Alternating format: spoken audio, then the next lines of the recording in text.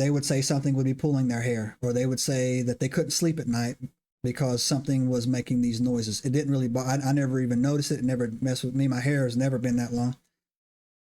But I would also hear sometimes the locks on our lockers would sway.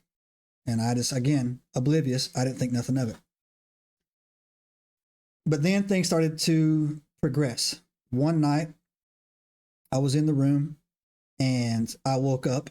By then, one of the other roommates had transitioned out. So me and the other guy was there. We got along great. So we opened up the room completely. So we had a whole different layout in the room, except the refrigerator was in the same place. It's just how it was. That was the outlet. The refrigerator never moved. I was laying in bed. I woke up. Something woke me up.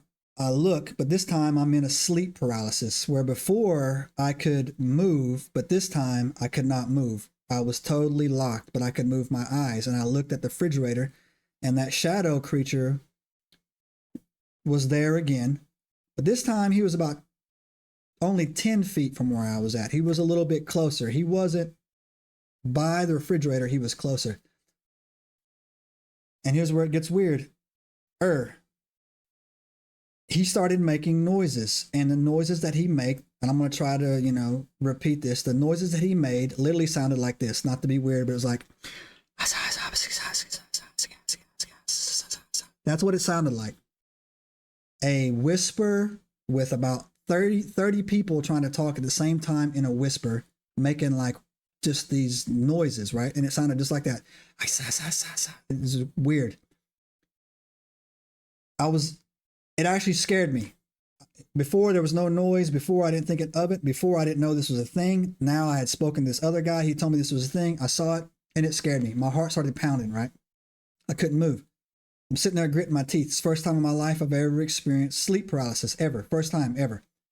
I didn't know what was going on.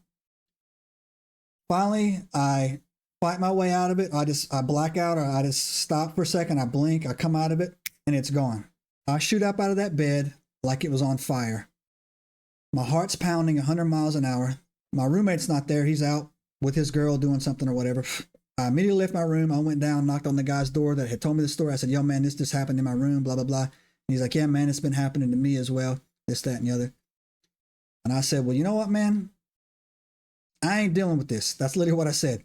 So I started telling people, this is not something I kept to myself, or this is not something I didn't inform my chain of command about. I started telling people, first on my team, my section. They laughed at first, but I was telling them like, hey, look, man, y'all know me, man. Like that thing that he's seeing, I saw it as well, and it's doing this. And about the same time I told them that, other people on, that weren't on our section were saying the same stuff. Hey, like, yeah, man, I saw it as well. But again, it's like, what do you want to do? What do you want us to do, man? Like, what are you going to do? You're going to, and again, they made a valid point. It's like, yeah, what can I do? Right? It's like, all right, that's a good point, man. So again, I was like, you know what, man, that's just weird. And I just got a motor on. Right after that, about a month later, a typhoon showed up. In Japan, they get typhoons. They don't get hurricanes. But when a typhoon shows up, all the married guys get to leave and live off base, go take care of their families. And all the single guys, they have to go into work because, we're in the barracks. So, and it's actually pretty fun, man. So we would also do stupid stuff, man. We would have parties. We'd go outside, play in these typhoons. Again, like I said, we're not all that serious that all the time. So I had a typhoon had showed up. I got put on a typhoon team, had to go into work, whatever. Worked, did the work, went home. Me and a couple of my buddies, we goofed off. Went back. Again, it's pouring rain outside, wind's blowing. Took a shower, went to bed. Same thing happened again.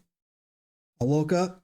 This time, the thing was only about 6 feet away from my bed. And again, my heart was pounding like nobody's business, right? And again, it was making this god-awful, weird, chattering, whispering, crazy, slithering sound, whatever it was making. It was horrible, right? And again, I'm fighting it. And I try to snap out of it. I blink out, whatever. I come back up. It's gone. I'm terrified. I jump up, I leave, go knock on my buddy's door and like, yo man, I'm sleeping here. He's like, that thing's in my room again. He laughed. I slept on the couch. Grown man, right? Well, I mean, I was still a younger man, but still in the military, and it scared me like that. So the girl I was dating at the time, I asked like, hey, look, man, this is going on. She knew what was going on. She's over there all the time. And she's like, hey, look, what we're going to do is we'll go to Shinjuku or someplace like that. I can't remember the name of it. And we'll talk to a monk. He'll give us some incense to burn, and, we'll just smoke this thing out of your room. Subscribe now and turn on the notifications to join us on this extraordinary journey into the unknown.